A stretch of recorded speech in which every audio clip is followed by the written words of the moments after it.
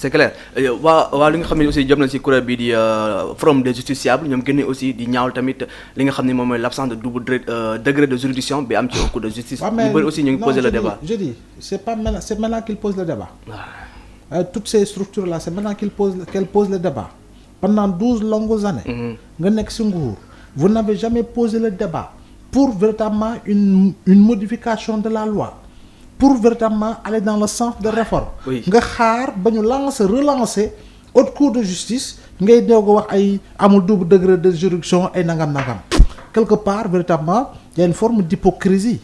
Quoi qu'on puisse dire. soit nañu kii tuuti. Macky bu mu ñëwee 2012 dafa dem yee benn loi de 1981.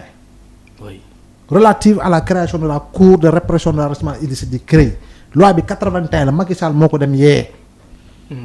12 ans ngeen nekk si nguur dañuy installer assemblée nationale ñu ne haute cour de justice ngi fi waaye duñu nommer membre ya lu tax booba defuloo li nga. tabaski bi voilà nekk sa xel bu dal nekk sa jàmm. voilà waaw loolu dëgg la moom 2 milliards moom bi nga ko amoon actuellement moom ma jëlu si ëpp jox gaay lu ci des moom gars yi séddoo ko Mamour keneen aussi tamit ki nga xam ni tamit am na ba tey ci wàllum yoona ginnaaw ki nga xam ni moom mooy Sophie Gladima Moustapha Diop Ismaïla Madior Fall ki nga xam ne aussi moom Mansour Faye war na wuy ji lundi professeur. ma juumul. oui bon j'aimerais juste poser une question. Vas-y. muy tey ji professeur quelles sont les mesures prises pour prévenir les anomalies dans la gestion des finances publiques. waaw mais xam nga damay boole ñaar yëpp sax ak Mansour peut-être que njëkkee si Mansour mi ngi dem wuy ji lundi. bu demee dina xam lu koy xaar. la muy yóbbaale ak buñ ko laajee lan lay andi si tontu. ndax xam dina convaincre juge bi na ko ok damal toog sa kër. contrôle judiciaire xaw ma wala nangam. wala bracelet électronique wala dama lay mandat de dépôt wala ça dépendra. il y a encore une fois gis nga ñoo si blabla rek mais juge bi moo koy apprécier. léegi nag lu jëm si wàllu finance publique yi. l'assainissement des finances publiques passera nécessairement par véritablement des lois répressives. répressives il faut que mu am walde bu tiim képp kuy fu xaalis di jaar. képp ku xaalisu réew mi ñi di jaar sa loxo mbolde na la tiim. mbolde na la tiim boo détourné mbodd bi dal sa kaw rang tang king mu jeex. aussi simple il faut que ñu criminaliser détournement de deniers publics dans ce pays. waaw surtout loolu. yow criminaliser nga viol. ak vol oui ñaaw na. oui kenn du ko kiiwu ko mais nuñ ko tëggee sax baaxul parce que ñun ñii ñëpp ñu tous les hommes nous sommes en sursis nag. bu ko kenn fàtte de. ci viol bi de. ci loi bi. oui nous sommes tous en sursis parce que loi waaxantu luñ ko bindee gaawantu luñ ko bindee woon war nañ ko gën a mën a defaraat. viol moom il faut être véritablement un animal pour le commettre. ñaareel bi mooy ku sàcc tey mbee yow tu es criminel parce que la loi a été criminalisée. oui waaye léegi imagine toi nga toje ay milliards ñu ne non kii waru dem prison ndax ndaanaan la waaye ndaanaan mooy toje. ndaanaan du toje. ndaanaan bu amee taw mu doy ko. ndaanaan bu amee ten taw mu doy ko. d'accord. waaw kookoy ndaanaan. waaye léegi nag. finance publique yi loolu la benn deuxième élément. mooy il faut une réforme de l'administration. surtout. il faut une réforme de l'administration. parce que gis nañ ne que le premier ministre day insister tout le temps. sur l'assainissement de l'administration. il faut une réforme de l'administration.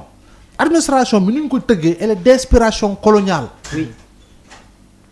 il faut que loolu xaw a soppeeku il faut mu xaw a changer pour ñu defaraat administration bi gën ko ñoŋol ba pare ñu véritablement digitaliser l'administration de manière générale ba nga xam ne koppar système yi toje yu ñu créé ci administration bi ñu war ko mën a nërmel. ci wàllu boobu toujours tamit prof est-ce que tey jii reddition des comptes mun na impacter les finances publiques. non mënul impacter non reddition des comptes kan lu mu koy impacter c'est dans le sens positif.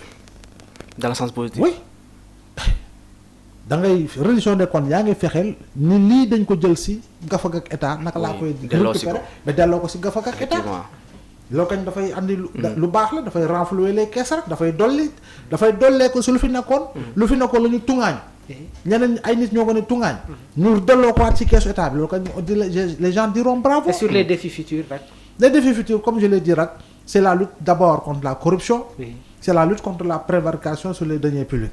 C'est l'instauration d'une gouvernance économique et financière de haute facture xam nga sous-tendu par véritablement des leviers sûrs en termes de vérification et en termes de répression loolu moo fi nekk. Voilà. C'est clair. Donc Bamba Malik Mbodj nee na merci beaucoup Abdoulaye donc yéen ñëpp ñu nuyu bu baax a baax Madiaw Bousso machallah professeur Fallou Silla donc pertinent professeur donc yéen ñëpp ñu la nuyu bu baax a baax donc vous êtes en direct da ngeen xaar le juriste Thioune pour la seconde partie donc Mamour l'ancien ministre de l'intérieur Mame wala Mbaye Ndiaye moom tamit dañ ko topp ci wàllum yoon ci li nga xam ne aussi jëm na ci patrimoine de l'État waa SOGEPA ñoo ko daal di plainte.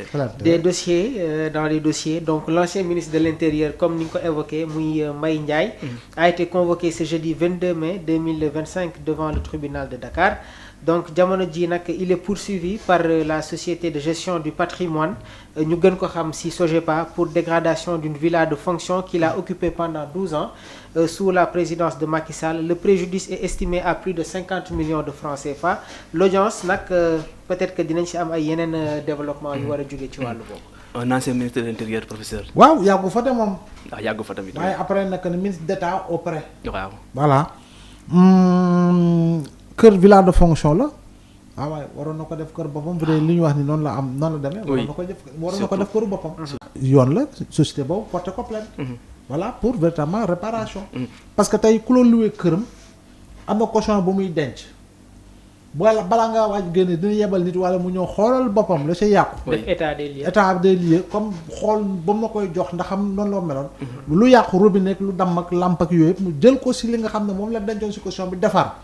bu desee mu delloo la bu dee jeex na nag nga xam ne jeex na. voilà donc mastermark nag. loo xam ne yow dañ la ko jox lu tax askan wee ko moom jox la ko. ne la comme sa poste nag dafa am solo dañ lay jox fi nga dëkk. doo fay location. taarikal la. kooku moom boo defee fukki at ak ñaar. am nga ay kër. waay. oui. kon boog est-ce que nañ aussi ñun sénégalais ñoom problème ak moomalu état parce que tamit même mbedd bi sax dinaa mbeddi buur la. lu ma neex laay def. boo duggee ci structure publique da ngay gis robinet bu toj. ndox gi di walangaan ñëpp di ko romb. oui quand même. te nit mën na jël morceau rek takku ko le temps ñu koy defar. waaw waaye mën nga ko bàyyi ay fan. c'est du grand n'importe quoi. nga dugg ci structure publique. ñu taal lampe bëccëg. bàyyi ko noonu taal ko kilim ba ko muy fandar te foofu noonu seen yoon nekku ci. oui mais c'est gravissime. loolu la ñuy gis de. voilà oui. boo demee nga gis duñu entretenir dara.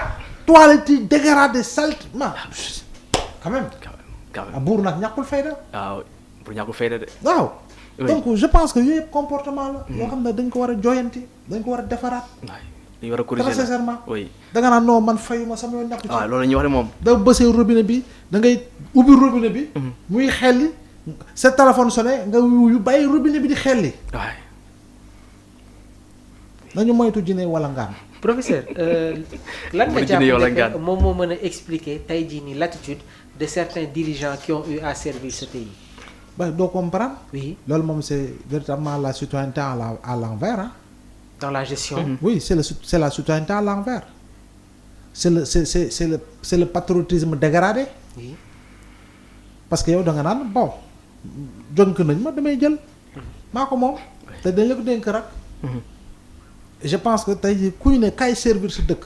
mais engagement war ko gën a fort. Donc tey jii est-ce que on du ñu dem ci benn processus de renforcement pour pouvoir vraiment tey jii mettre la pression aux personnalités yi nga xamante ne xam nañ ne que tey jii askan wi ñoom ñoo tax ñu teg leen ci yenn poste stratégique yi. Forcément foofu ñu koy fàttali foofu ñu koy fàttaliku jarul ñu leen koy fàttali parce que xam nañ ko.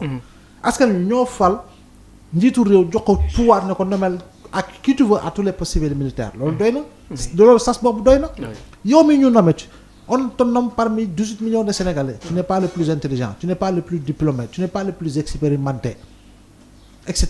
loo am ay Sénégalais ëppale lañ ko fukki yoon. te seen giiru dund du leen mës a signer décret. kon bon il faut servir par l'exemple. moo tax ñi fi nekk ñiy toog. nañu moytu de. nañu moytu. non nañu moytu buñ si kenn buñ ko si épinglé kuñ si épinglé nag moom. na autorité jël seen matukaay moom yat bi dal si kawam. yat bi dal si kawam. ah oui c'est clair.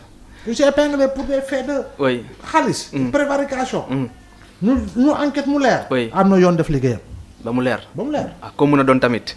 alors Mamour dañu jàll ci beneen point ci li nga xam ne aussi jëm na ci l'achat de voitures pour les députés loolu tamit jur na coow lu mag a mag depuis une semaine ñu ngi ciy waxtaan coow lu bëri waaw bon mu nekk tamit une information bi nga xamante ne mi ngi indi ay polémique donc Assemblée nationale les véhicules de fonction seront entièrement financés par les députés eux-mêmes donc Amadou Ba nekk député ci parti bii di Pastef jot na indi une réaction ci wàllu boobu donc l'Assemblée nationale ne dépensera aucun sou dans l'achat des véhicules de fonction des députés donc la précision est du député du Pastef ki nga xamante ne moom mooy Amadou Ba moom mi nga xamante ne tamit jot na répondre aux polémiques créées par l'annonce du président de l'hémicycle muy El Malick Ndiaye de doter chaque parlementaire d'un véhicule de fonction digne de ce nom. En effet, selon Amadou Ba, l'argent de l'achat de ces véhicules sera tiré des indemnités de transport des députés. Celles-ci ne seront donc plus versées aux parlementaires, mais compenseront